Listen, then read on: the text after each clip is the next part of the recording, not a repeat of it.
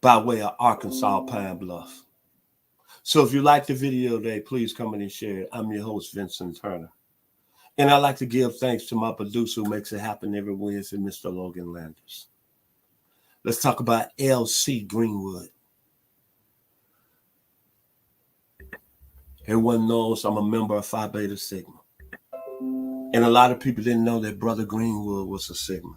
So before I get started, he played at Arkansas Pine Bluff. The history of that school, when you look at the players that came out of Pine Bluff, Teron Umstead, who's right now doing his thing with the New Orleans Saints, Wallace Francis that played with the Atlanta Falcons, Manny Sistrunk that played with the Washington Redskins, Dante Wesley and Greg Wesley, two safeties that played for several teams in the National Football League.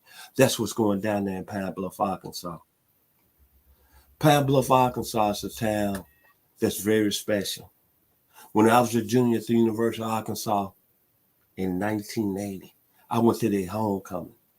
And I saw what they do down there at Pine Bluff. It was one of the most enjoyable moments of my life, of my 61 years. And this young man played football at that school. And the thing about L.C. Greenwood, before all the other famous Sigmas came along and played football, Jerry Rice, Emmett Smith, Hugh Douglas, Hines Ward, Richard Sherman, even Ryan Howard in baseball, even George Washington Carver, one of the greatest scientists ever in the history of America. Then two great actors, Blair Underwood and Terrence Howard. L.C. Greenwood became before y'all. But let me talk about L.C. Greenwood and his career. Came in as a 10th round draft pick in the 1969 draft with the Pittsburgh Steelers. But the hoopah was over that young man that came out of North Texas State by the name of Mean Joe Green. But man, let's don't forget one thing. This 1968 Albany Magazine All-American, he might have been the missing piece on that steel curtain defensive line that led to that great run in the 70s. The steel curtain defensive line that had Joe Green, I just mentioned, the white from East Texas State, and Ernie Holmes from Texas Southern. But you know, this guy right here held it down on the left side with Joe Green, and a guy behind him, and Jack Ham, linebacker out of Penn State. But it's really funny to me, Joe Green and Jack Ham are in the Hall of Fame. I just don't know. I'm sorry. That what are y'all doing at the Hall of Fame over there voting people in? It's a travesty that L.C. Greenwood is not in. 4-time Super Bowl champion, 6-time Pro Bowler, first team All-Pro 2 times, 78 sacks. Yeah, the numbers are not high, but he did it in the 70s, man. On that great run, played in 170 games. Had a safety. But you want to talk about Hall of Fame, playing Hall of Fame numbers? Let me put it out there like this for L.C. Greenwood. From 1970 to 1975, he had 25.5 sacks. On the greatest run of any football team outside the New England Patriots, the Pittsburgh Steelers were royalty. 6 division championships he was part of during that time.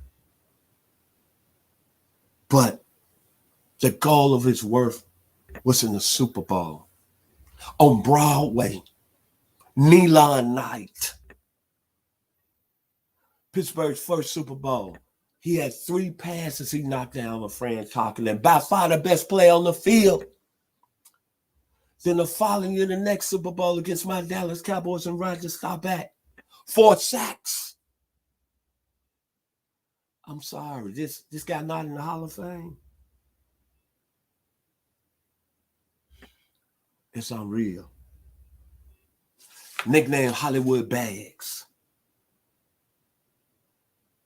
But this is the thing I liked about his skill set.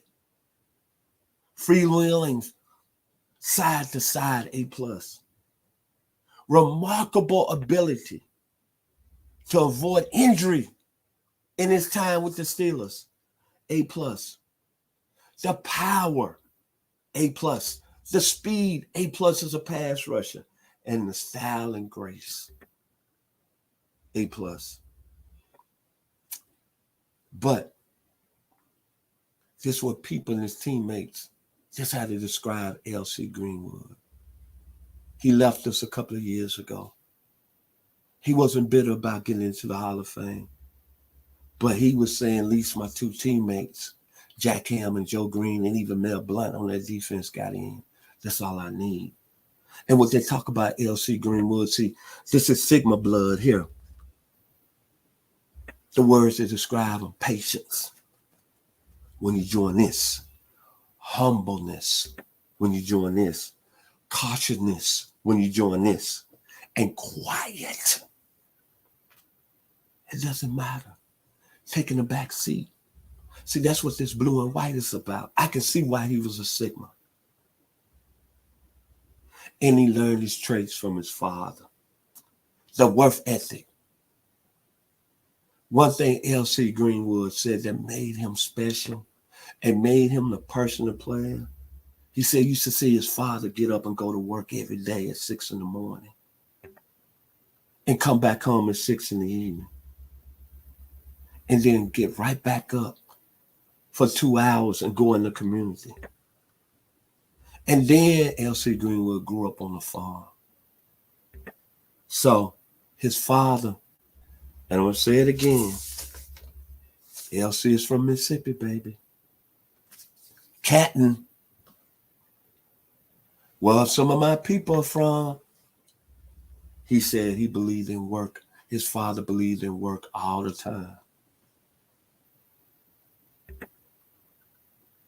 That's why I love doing players like this and finding their stories. Because L.C. being from Canton, Mississippi, that sounds familiar, like my father, Chester Turner, down there in my hometown in 901. The work ethic. And my mother, Agnes Turner. The work ethic. Going against all odds in the 60s and the 70s. Nobody gonna give you nothing.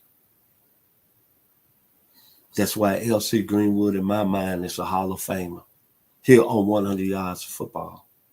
He might not be in the Hall of Fame, but he's a Hall of Famer. And I'm going to tell you, to all you other players out there who made the Hall of Fame, from an HBCU perspective, you need to give love to L.C. Greenwood. Because he set the tone as a player, as a person. And he set the tone for the terrible times in Pittsburgh. We could talk all day about Joe Green. Yeah, he was mean, but this is a young man that held the steel curtain together. L.C. Greenwood. The words to describe him one more time. Patient. He was patient, very humble, very cautious, and very quiet. That's why he should be in the Hall of Fame, and that's why I consider him one of the greatest defensive ends that played in the National Football League. I'm Vincent Turner. If you like the video, please come and share my last words about the man from Canton, Mississippi, Phi Beta Sigma, January 9th, 1914, Howard University, A. Langston Taylor, Charles I. Brown, and Leonard F. Morris. My final words about Mr. Greenwood is from one of my favorite bands back in the day, the Isley Brothers. It's your thing. L.C. Greenwood, don't worry, baby. We're looking at you from up there, but it's going to be your thing. You're going to get voted into the Hall of Fame one day, and I hope I'll be around to see it. If you like the video today, please come in and share it. I surely appreciate it here on 100 Yards Football. And one more time, thank you to my producer, Mr. Logan Landers. I'm Vincent Turner.